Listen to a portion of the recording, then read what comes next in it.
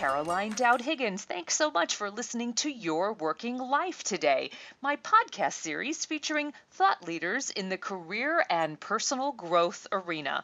I know that you spend a significant portion of your life at work, so I'm on a mission to provide you with tools, inspiration, and resources so you can enjoy your career and love your life. And I'm really excited to welcome my very special guest to the show today, Cecy Correa. Cecy, welcome. I'm glad you're with me. Thank you for having me. I'm very excited to be here today. Oh, you're welcome. I'm excited to have you, and I'm always eager to honor women in technology, especially fabulous women like yourself. And I do want to tell our audience all about you, Cecy, and then we're going to dive into a juicy conversation. Sure. Cecy Correa is a tech enthusiast who has worked with some of the world's largest brands. Before working for digital boutique agencies like Springbox and Four Kitchens, Cecy worked for Electronic Arts and Dell, two companies at the top of their respective industries. In her current role as Director of Business Development at Four Kitchens, a web design and development consultancy firm, Cecy leads marketing and branding efforts as well as client relations. She completely revamped the company's lead generation efforts, which has led to signing major brands including Time Inc. and New York University, among others. Way to go, Cecy. That's awesome. So let's talk a little bit about finding jobs, right? You have this great idea of blogging for the job you want and how that's the new dressing for the job you want. Can you expand upon that a little bit, Cecy? Absolutely. And, I was actually, we were having a discussion internally about what we look for in candidates. And one of the first things that we do is see if a candidate has a personal blog where they Yeah. like to talk about their process, especially when you're talking about technology. If you're looking to be a developer or a designer, if you write posts that sort of summarize your take on how to code properly or your coding philosophies or your design process, if you can show a little bit of personality there through your blog, it's a lot easier for an employer to understand whether you'll be a good fit within that team. Because I find that technology companies more and more care about whether you'll be a good fit culturally. Yeah. A lot of tech companies will say that they much rather hire someone that they'll like to go and have a beer with than someone that absolutely has 100% of all of the technical expertise. So there's a lot of forgiveness that a tech company is willing to afford when looking for the right skill set. So you might not be 100% at a particular skill, but if you can show your thought process through blogging, I think that that's a great opportunity to break into the business. I love that advice too, Ceci, because I think women in particular, and I'll be eager to hear your take on this, women in particular often believe they need to be 100% qualified for a position, and men historically have been hired for their potential. And that's terrific. I think we can learn a lot from men, and it's all about, can I learn it? Am I trainable? And I believe the answer is yes. So I love this philosophy of blogging to really showcase all the things you're already doing and also to showcase your potential to learn new things. Absolutely. And I think that's a great point about women's perception of themselves when applying for a job. I actually deal with this on a day-to-day basis. I teach technology classes for a nonprofit called Girl Develop It. It's a national nonprofit, and I am one of the co-chapter leaders of the Austin chapter. And I get to work with wonderful women that are looking to break into the technology industry. And for most of the women that take our classes, this is a career change for them. Yeah. We have had teachers looking to learn how to code to become developers and pretty much anything you can think of. And often I'm having to fight that perception that you have to be 100% ready. And yeah, I definitely think that blogging is a good way to show that you're learning, that you're willing to continue to learn. And those are traits that potential employers definitely respond well to. That's so good to hear. Hey, I want to take an offshoot of that. Tell me, how did you find your way into the tech world? Was it something as a young girl you were interested in? What sparked your interest in this career field? Yeah, so I've always been very much interested in technology. My older brother was a programmer, and he's actually about 7 years older than me, so he has a little bit of a lead time. While he was starting a career, I was, quite young, and I saw him be a programmer, and I was very interested in that. However, I chose to study traditional media for my college career, but all the while I kept up with technology, and I found myself that I enjoyed the technology classes that I took as a hobby. I enjoyed them a lot more sometimes than the traditional media classes I was taking. And for me, a big moment, a big sort of revelatory moment for my career was when I was interning at a major film studio in Hollywood, and I was putting together reports for one of the top executives. I was having to gather different reviews from different movie sites and put them together into a PDF. Hmm. And I told my boss, "Oh, I wonder if this head of the studio is reading the PDF that I'm making through his smartphone." And my boss said, "Oh, he doesn't have a phone." Wow. So it made me realize that perhaps traditional media wasn't really the place for me. And it took me having to go and actually get a job in traditional media at a pretty high profile place to realize that. And then after that, I went into technology. So it was a little bit of trial and error. But I would really highly recommend that if you are interested in a field, go find out for yourself. Otherwise, you're not going to know. So So even though true. in my experience it was trial and error, I'm much happier now in the tech field after having experienced the traditional media world. Good for you. And listen, trial and error is the way to do it, right? You've got to taste it a little bit and decide if you want to order more. So well done. The reality, though, is even post recession, it's still a complicated and oversaturated job market and competitive, especially for younger professionals, right? So, how do you differentiate yourself, Ceci, in a very competitive and oversaturated marketplace? I've always been a big fan of going out there and trying something new. So a lot of the times that means that the first thing I do in the morning is just read the trade news Yes. because I want to be known within my field as the first person that tweeted something or Ah, recognized something. okay. I feel like if I can provide value to my community in that way, then I can differentiate myself and other folks will want to work with me. And I try to bring that to the people that follow me on social media and then also the people that I work with. So just like I would tweet an interesting article, I also am that one person that will send you a very interesting article that I read that morning because I want you to associate that value that I bring with my skill set and with my name. So that's one way that I try to differentiate myself is to by always continue to be that person that's looking for the next big thing.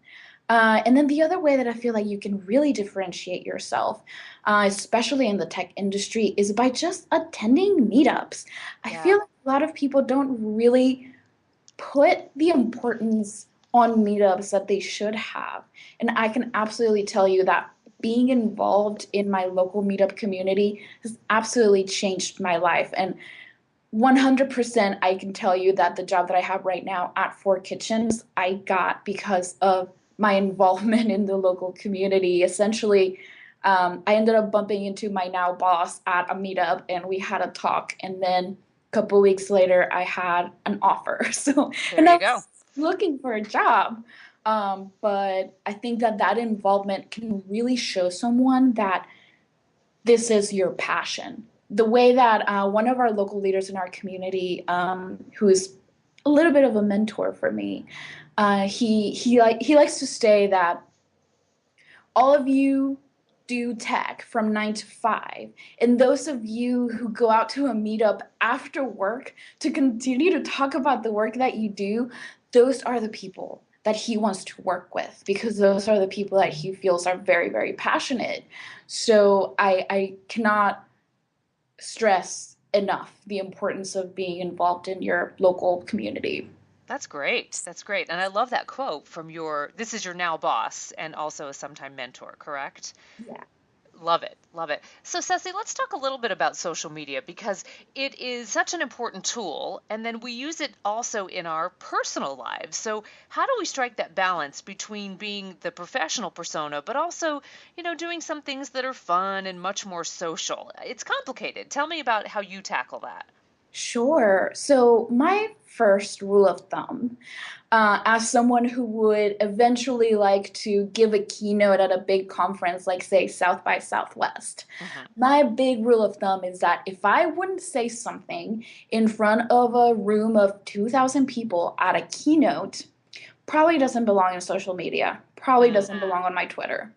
But I do feel like there's an interesting balance between being yourself and not being yourself. So social media coaching is something that I'm very passionate about. And one of the things that I always say is that, yes, you should absolutely be yourself.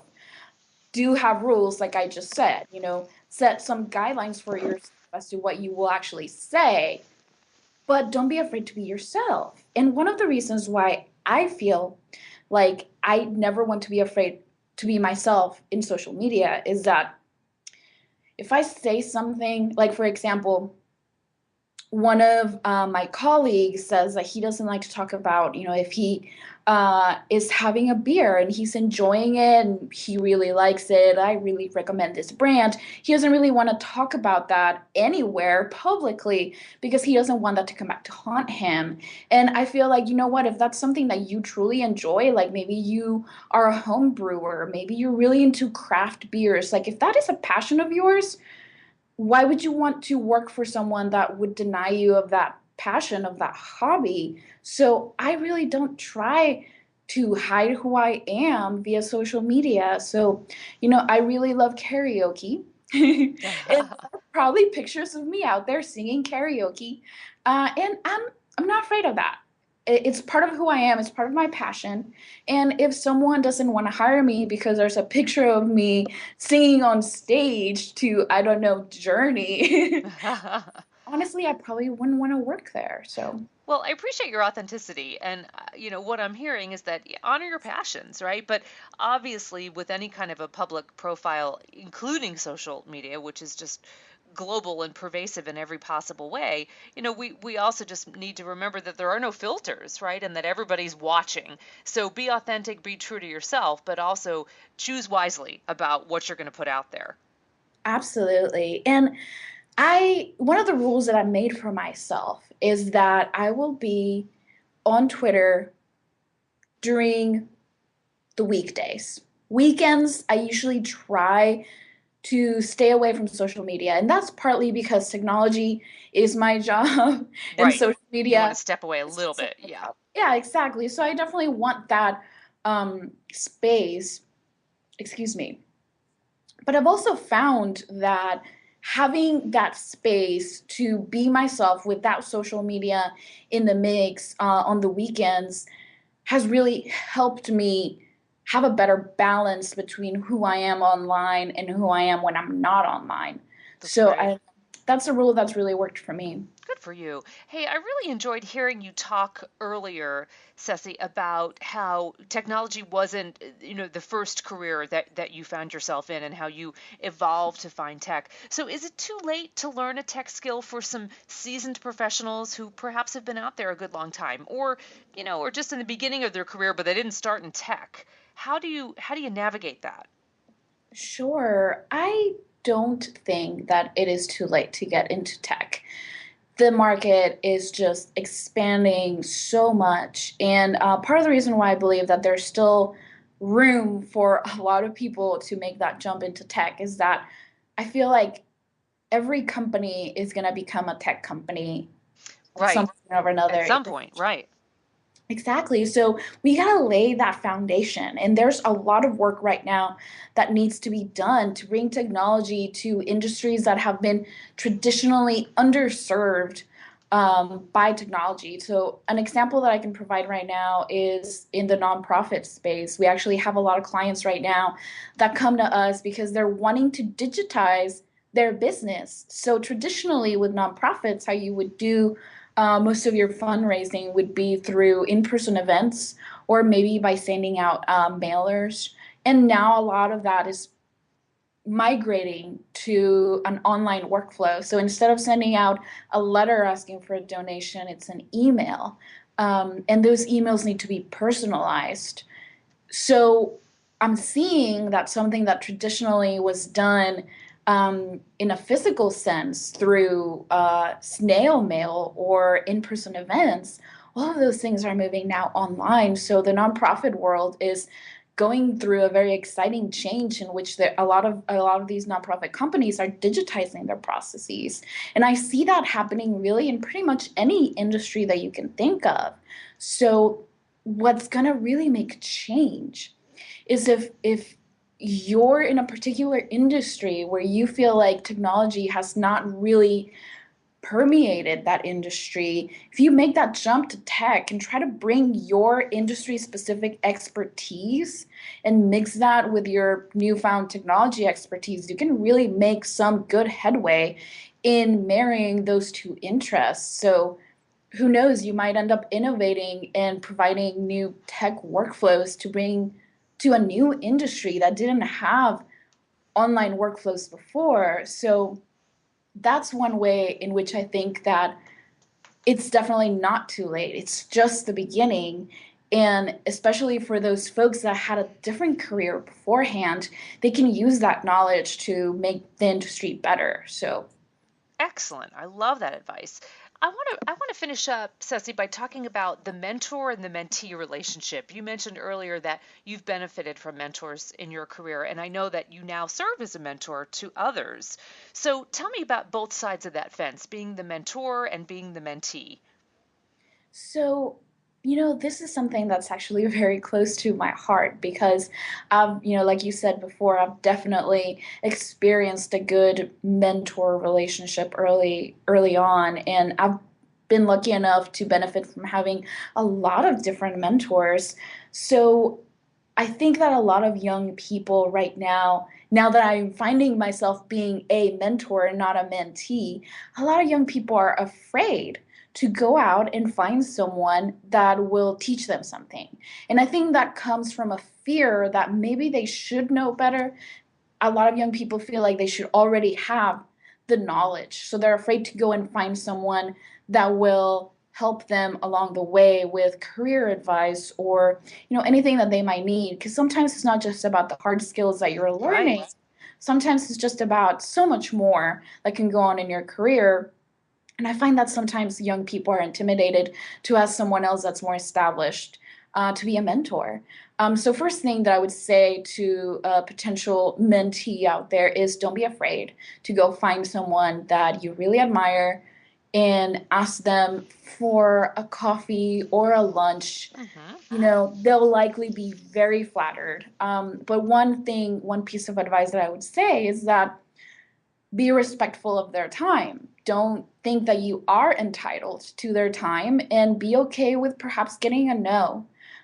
It might take a little bit for you to find the right mentor for you, but it's out there, or he or she is out there. And don't be afraid to go and find that person. And I would say that for a mentor, it's about remaining open. So it's going to get really hard once you get to a point where obviously you're balancing your career and every now and then you get these requests from people asking for a little bit of your time. One thing that I'm going through right now is that a lot of those times those requests kind of fizzle. People come to me and they ask for a coffee because they're really interested in starting technology, and I'm very much eager to talk to them, and then I end up seeing that the request just fizzle and don't go anywhere. So from my perspective as a mentor, if someone is asking for my time and maybe we did make it to a coffee, don't be afraid to lead by maybe you asking for a follow-up, because sometimes a mentee might be a little bit intimidated by asking you for another time to meet. So if you do have the time, you might have to give that little push. But I think that in the end, it's very rewarding once you see them grow. So sometimes it definitely takes a little bit of time on your part as a mentor, but sometimes you gotta also be the person that leads and pushes that a little bit in order to see your mentee grow. Good advice. So, Cecy, you had a great thing happen recently in that you were featured in Velma Magazine out of Austin, Texas, which you said is a women in tech magazine. Tell me more about that. Yeah, so Velma Magazine is a great initiative started by one of our community leaders. Her name is Jess Lowry, and she has a startup here in Austin. And as a female startup founder, she had found that a lot of our fellow female in tech experts were going through a lot of the same issues, and this community was being rather underserved within our Austin communities. So she decided to highlight all of those problems that are sort of unique to women in tech here in Austin, especially by starting this online magazine called Velma Magazine. So each month they highlight a different topic that's women centered, specifically around tech. And they try to talk to different leaders within our community, whether it's in tech or maybe just adjacent to tech, but Right, right. Something certainly someone tangentially. that, Yeah. yeah, someone that we can benefit from hearing from, just so we can all learn from each other and understand those challenges better and feel like we're not alone. So, Awesome. Well, congratulations. That's such an honor. What a great opportunity for you, and certainly a coup for the magazine to feature you. So tell us how we can find you online. How can we communicate with you in the social media sphere? sure. So, my platform of choice is Twitter. I am at Cecy Correa, that's CECYCORREA. And I am on Twitter most of my days on weekdays. So, yeah, I'm very approachable. If you have any questions or just want to chat with me, feel free to reach out to me via Twitter. Wonderful. Cecy Correa, I want to thank you so much. I wish you great success at Four Kitchens, and it was such a delight to have you on the show. You're an inspiration, certainly to young professionals, to women interested in technology, and to everybody. So I thank you for sharing your time and expertise, and I wish you all the best. Alrighty, thank you. And I want to thank our listeners for tuning into Your Working Life, where my goal is to help you design your career destiny so it doesn't happen by default. True career and life satisfaction is really possible, so it's time to embrace what you love doing so you can do more of it. I'm Caroline Dowd-Higgins. Take good care.